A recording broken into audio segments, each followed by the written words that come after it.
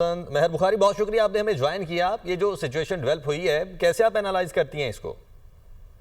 देखिए, मुझे तो लगता है कि बड़ी गंभीर सूरत हाल है and it is very very unfortunate कि ये सब कुछ हो रहा है। और ये एक ऐसे वक्त में हो रहा है जिधर आप देख रहे हैं कि पहली दुनिया जो एक लाइव जेनोसाइड अनरावल होते देख रही है अपनी आंखों के सामने, और एक बिल्कुल रोग स्टेट की तरह इजराइल एक्ट कर रहा है जिसके ऊपर कोई दुनिया का कानून लागू नहीं होता, कोई यूएन के चार्टर्स लागू नहीं होते। एक ग्रीन चिट मिली हुई है अमेरिका के तरफ से, उस ग्रीन चिट को मिस यूज करते हुए एक बदमाश हाथी की तरह इजराइल एक्ट कर रहा है। यही काम इस तरह हुआ है। ये स्ट्राइक्स भी जो हैं, ये आप देख रहे हैं कि फकत दिनों पहले की बात है। आपके स्टीव विटकॉफ जो हैं यूएस स्पेशल एनवॉय, अब वो फिर मिलने जा रहे हैं अपने इरानियन काउंटर पार्ट से एक छठी राउंड ऑफ न्यूक्लियर टॉक्स के लिए। एक तरफ अमेरिका एंगेज कर रहा है और गुफ्तो शनीद कर रहा है, कहीं ना कहीं ये कोशिश हो रही है कि कोई म्यूचुअल एग्रीमेंट को रीच कर दिया जाए, और दूसरी तरफ आप देख रहे हैं कि ये अटैक हो रहा है। And I really do think कि this is very unfortunate, because America का ये भी कहना कि भाई हमारा इसमें कोई लेना देना नहीं है। अमेरिका ने अभी 48 आवर्स पहले से अपने अड्डे खाली कराने शुरू कर दिए हैं, अपने डिप्लोमेट्स को घर लाना शुरू कर दिया है।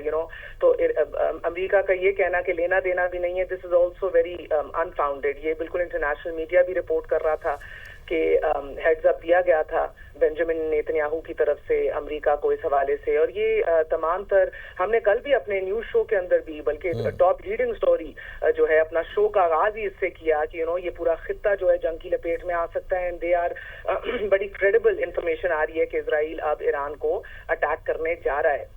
तो एक मौकफ तो रहा है अमेरिका का भी, इजराइल का भी, कि ईरान जो है वो अपने यूरेनियम को इनरिच करने के तमाम तर जो इकदामात हैं उनको छोड़ दे या उनको इसी टाइम के ऊपर गिव अप कर जाए। And Iran has a stated position on this, हमेशा से एक रवायती पोजीशन रही है कि ऐसा नहीं करेंगे। राइट ऑफ सेल्फ डिफेंस भी आज भी ईरान के पास है, और ये जो एक इम्पासे है वो कंटिन्यू कर रहा है फॉर डेकेड्स नाउ, आप जानते हैं। मगर देखें, अभी एक बार फिर आपका इजराइल के हमलों से IRGC के एक सीनियर तरीन कमांडर की शहादत, फिर हुसैन सलामी की और टॉप इनके जनरलों की जो शहादतें बताई जा रही हैं, ये एक बहुत बड़ा धचका है तेहरान की मिलिट्री लीडरशिप के लिए। और अब दूसरी तरफ से आप देख रहे हैं कि बिल्कुल एक मुकम्मल तौर पे लैक ऑफ अकाउंटेबिलिटी के तहत एक किस्म का जो एक इजराइल का चिप ऑन द शोल्डर है गजा के हवाले से, फलस्तीन के हवाले से, वही आप एटीट्यूड इधर भी देख रहे हैं। आप अभी इजरायली वजीर आजम बेंजामिन नेतन्याहू का ये कहना है कि अब ये ऑपरेशन जो नया ईरान के ऊपर किया है, ये भी जितने दिन जारी रहना होगा जारी रहेगा। उनके ये अल्फाज हैं, it will continue for as many days as it takes. तो ये बड़ी एक, मुझे लगता है कि देखे ना, ये हमारी एक सफारती एंड दे कैटेगोरिकली सेड कि ये पहला मरहला है जो मुकम्मल हुआ है। एब्सोल्युटली 200 जेट्स आपने क्या होता है अटैक कर दिया है सुबह डॉन के करीब, और पूरी दुनिया देख रही है, और आप फिर भी बवांगे दहल डंके की चोट पे कह रहे हैं कि ये पहला मरहला है। This shows you know the multilateral एक जो दुनिया है जिसका एक रूल बेस्ड ऑर्डर है यूनाइटेड नेशंस का, जिसको हम पूरी दुनिया ने साइन ऑन किया है। It has completely failed today to protect anyone.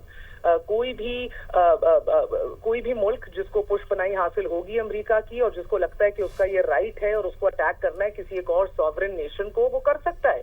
और कोई भी आप कोई भी कुछ नहीं कर सकता इसके बारे में। आपने हाल ही में देखा है कि यूनाइटेड नेशंस के ऊपर भी 14 ममालिक एक तरफ थे कि मुकम्मल जंगबंदी होनी चाहिए, सीज़फायर होनी चाहिए गजा के अंदर, और अमेरिका ने वाहिद अकेले खड़े होकर वीटो कर दिया कि नहीं सर, जंगबंदी नहीं होगी। तो इजराइल के जो भी इस तरह के इकदामात होते हैं अमेरिका सपोर्ट करता है, यूएस हमेशा बिल्कुल यूएस हमेशा उसको सपोर्ट करता है, हमेशा रवायती तौर पे, which is again very very sad. मैं इसीलिए आपसे कह रही हूँ कि देखें, ये जो ऑपरेशन राइजिंग लायन है जिसको इजराइल कह रहा है, ये तो बहुत ज्यादा टेंशन मिडल ईस्ट में अब एस्केलेट होंगी। और ये जहां से इमीडिएट मिलिट्री ऑब्जेक्टिव्स की बात करते हैं कि हम ईरान के न्यूक्लियर और मिसाइल कैपेबिलिटीज को न्यूट्रलाइज कर रहे हैं, सवाल इनको पूछने का ये है किसकी इजाजत से कर रहे हैं, यूनिलैटरली कैसे कर रहे हैं, इसके दूररस असरात जो मुरत्तब होंगे उसकी जिम्मेदारी किसके सर होगी, इसके ब्रॉडर रेप्रिकॉशंस जो हैं बड़े मल्टीफैसेटेड हैं, बड़े फार रीचिंग होंगे। तो ये मुझे कहना या किसी को भी समझाना कि देखें वो तो फिर अब हम दुनिया पूरी भुगतेगी जो भी जियोपॉलिटिकल या इसके मिलिट्री कॉन्सिक्वेंसेस होंगे। I think right now it's high time कि all the countries of the world, I mean, you know, you get एक तो emergency session बुलाया जाए यूनाइटेड नेशन सिक्योरिटी काउंसिल का और इसराइल को एक रोग स्टेट डिक्लेयर किया जाए, अदरवाइज तहलील कर दीजिए आप ऐसे तमाम प्लेटफॉर्म्स ना जो किसी के काम के ही नहीं रहे, जिधर की रेजोल्यूशन को भी कोई वक़्त नहीं दी जाती, कोई इज्जत नहीं दी जाती, कोई उनकी स्टैंडिंग नहीं होती और दुनिया जो है वो it is a much more unsafe place because अब आपका रूल्स बेस्ड ऑर्डर नहीं हो रहा रिकग्नाइज। आप देखें कितनी मैस स्केल के ऊपर सिविलियंस को निशाना बनाया गया इस अटैक में। अब ईरान की रिटेलिएशन आएगी, देखें दैट इज ऑल्सो इनएविटेबल, आनी है। ईरान तो एक सिवियर रिटेलिएशन का कह चुके हैं आयतुल्लाह खamenei, and Iran does not take this line down.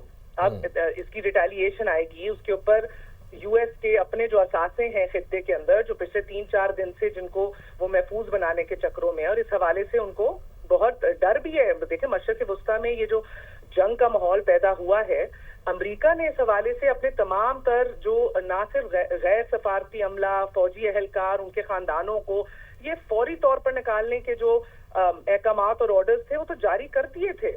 और फिर आप इन तमाम जो सफारत खानों में जो भी ईरानी हमले की जद में कोई भी ऐसी चीज इनका स्टाफ भी आ सकता था, कहीं कहीं इनके अड्डे जो थे उनको भी हाईलाइट किया कि भाई इस हवाले से एक्शन कमेटीज बनाए, रिपोर्ट दें, रिपोर्ट बैक करें। मशरक़ वस्ता हो गया, मशरक़ी यूरोप है, आपका शुमाली अफ्रीका है, इनके तमाम तर मिशन शामिल हैं जिनको ये ऑर्डर्स जारी किए गए थे that we are on high alert, please evacuate.